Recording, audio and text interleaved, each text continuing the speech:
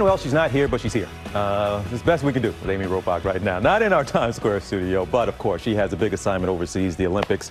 Let's bring her in. Hey there again, Robes. Look, we've been talking about you doing this trip and going to the Olympics for quite some time. This is not the Tokyo necessarily that we were all expecting. That's right. And we got an up-close look at what the energy is like just outside of the Olympic Stadium. And we got to hear directly from some of the city residents on their biggest concerns as these games get underway. We're less than 24 hours away from the opening ceremony, but there's a cloud hanging over the games. In the midst of uncertainty, fighter jets are still practicing for an opening event that will have no in-person spectators. For the first time since arriving in Japan, I was able to venture out into the Olympic bubble and get a glimpse of the city. There are no banners. There's nothing that feels like this is a city hosting a worldwide event. It's literally dead. There's no one on the streets, and there's no celebration, and there's no sign that an Olympics is even taking place here.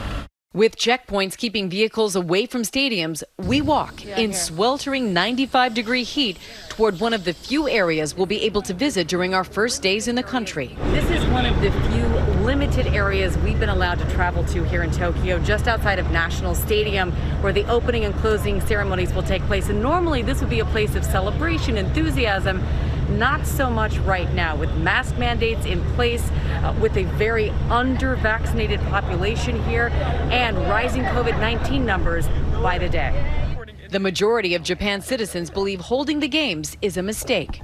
This woman telling me that if COVID cases surge even higher, the games should be canceled. Yes, I am very worried because a lot of foreigners came to Japan. And even more and more people got vaccinated, maybe we will have more infected people later on, so I am worried.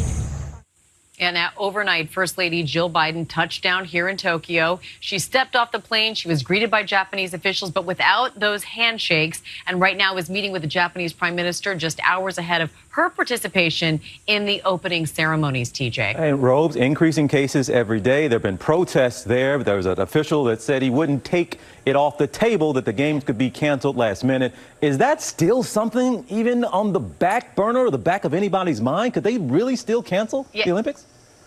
It caused quite a stir when he said that, but it does seem that despite those increasing numbers of COVID infections right here in Tokyo, and even among the athletes and officials in the Olympic Village, a lot of people coming down with, I think we're up to 91 of people who are associated with the games. It looks like the games are going to go on no matter what, TJ. All right. Well, Robes, we appreciate you. It's good to see you. We'll be checking in with you plenty there in Tokyo. And please, as always, be safe, okay? Will do, will do. All right. Nice to see you, too. All right. Well, hey there, GMA fans. Robin Roberts here. Thanks for checking out our YouTube channel. Lots of great stuff here. So go on, click the subscribe button right over here to get more of awesome videos and content from GMA every day, anytime. We thank you for watching, and we'll see you in the morning on GMA.